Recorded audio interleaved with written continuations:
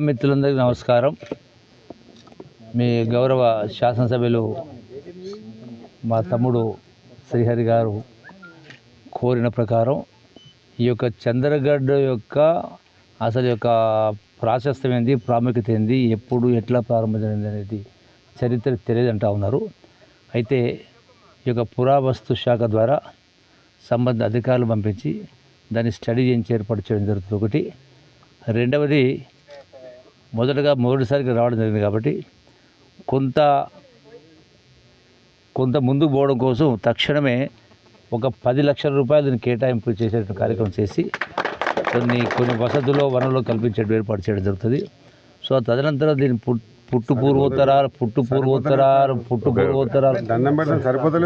సరే 25 లక్షలు సరే 25 లక్షలు దీని పుట్టు పూర్వోత్తరాలు తెలిసిన తర్వాత ఏం చేద్దాం, ఎట్లా చేద్దాం కింద ఆలోచించే కార్యక్రమం చేయడం జరుగుతుంది. వాస్తవం చూస్తే నేను కౌలాస్ అనే కోట చూసిన యాక్చువల్ శిథిలావస్థలో ఉంది. ఇప్పటికైతే కొంత కోట ఇప్పటికి కూడా అది చెక్కు చెదరకుండా ఉన్నటువంటి పరిస్థితి కనపడుతూ ఉంది. రోజు స్టడీ చేద్దాం, దీనికి ఎంతో కొంత రూపం ఇచ్చే ప్రయత్నం చేద్దామని చెప్పని మీ అందరికీ సవినంగా విజ్ఞప్తి చేస్తాను. థ్యాంక్ యూ అన్నాడు. నేను అనుకుంటున్నా అమర్చింత మండలంలో ఉన్నటువంటి ఈ చంద్రగఢ్లో ఈ కోట సందర్శనం సరే అటా ఇటా ఒక ఎమ్మెల్యే వచ్చిండొచ్చు కానీ మొత్తం రాజకీయ చరిత్రలో మొట్టమొదటిసారి ఒక మంత్రివర్యులు మన చంద్రకాంత్ కోట ఎక్కి శివుని దర్శించుకోవడం అనేది మొదటిసారి. దాంట్లో మేమంతా ఆయాసపడి వెనక్కి జరిగితే మాకంటే ముందు ఫాస్ట్గా వచ్చి ఆరోగ్యంగా ఉన్నటువంటి మన మంత్రివర్యులు కోటను దర్శించుకున్నారు. చాలా సంతోషం. చంద్రగఢ్ తరపు నుంచి చాలా సందర్భాల్లో మేము మాట్లాడినాం. చంద్రగఢ్ కోట ఈ ప్రాచుర్యం ఏంది, అసలు ఎవరు నిర్మించారు, ఎవరు కట్టినారు అనేటువంటి ఎక్కడా కూడా ఇన్ఫర్మేషన్ లేదు. పురావస్తు శాఖకు రాసి ఈ చంద్రగఢ్ కోట చరిత్రను వెతికి తీయవలసిందిగా నేను మంత్రివారితో విన్నవించుకుంటున్నా. దాంతోపాటు ఈ లింక్ అయి ఉన్నటువంటి ఈ ప్రాంతంకి ఒక బస్సు సౌకర్యం లేక ఇక్కడ నుంచి గేట్ వరకు చాలా మంది వృద్ధులు నడుచుకుంటూ పోయే పరిస్థితి ఉన్నది.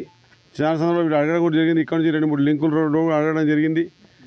ఇవన్నీ దృష్టిలో పెట్టుకొని ఖచ్చితంగా చంద్రగఢ్కి సంబంధించినటువంటి మొదటిసారి మన కాంగ్రెస్ పార్టీలో మన మంత్రివర్యులు వచ్చారు కాబట్టి ఖచ్చితంగా దీని ప్రాచుర్యం బయటికి తీసుకొచ్చే విధంగా ఇదొక పర్యాటక కేంద్రాన్ని తలపించే విధంగా ఇక్కడంతా కూడా సాధ్యమైనంత వరకు మన మంత్రివర్యులు మనకు బ్లెస్ చేసి ఖచ్చితంగా ఇక మనకు ఆర్థికంగా సహకారం చేయవలసిందిగా కోరుకుంటూ ఖచ్చితంగా వస్తప్పుడు మనకు అడిగారు, దేశప్రకాష్ రెడ్డి గారు సార్కి ఫోన్ చేశారు.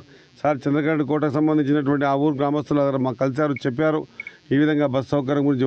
మేము ఇక్కడ నాగరాజు కూడా నా ప్రశాంత్ మీద అందరూ కూడా చంద్రగఢ్ కోటకు సంబంధించినటువంటి ఈ బస్ సౌకర్యం కానివ్వండి, ఈ కోట ప్రాచుర్యం కానివ్వండి, దీని పర్యాటక కేంద్రంగా చేయాలని చెప్పేసి మంత్రివర్యులను కోరుకుంటున్నా.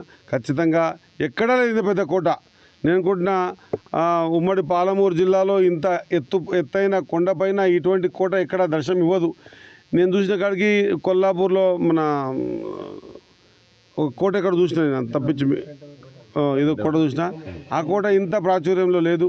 మరి మంత్రివర్యులతో కోరుతా ఉన్నా, దయచేసి దయ ఉంచి మా అమర్చింత మండలం మీద మరిన్ని వీడియోస్ కోసం ఛానల్ ని సబ్స్క్రైబ్ చేయండి. లేటెస్ట్ అప్డేట్స్ కోసం వాట్సాప్ ఛానల్ ని ఫాలో అవ్వండి. ఆ లింక్ డిస్క్రిప్షన్ లో ఉంది.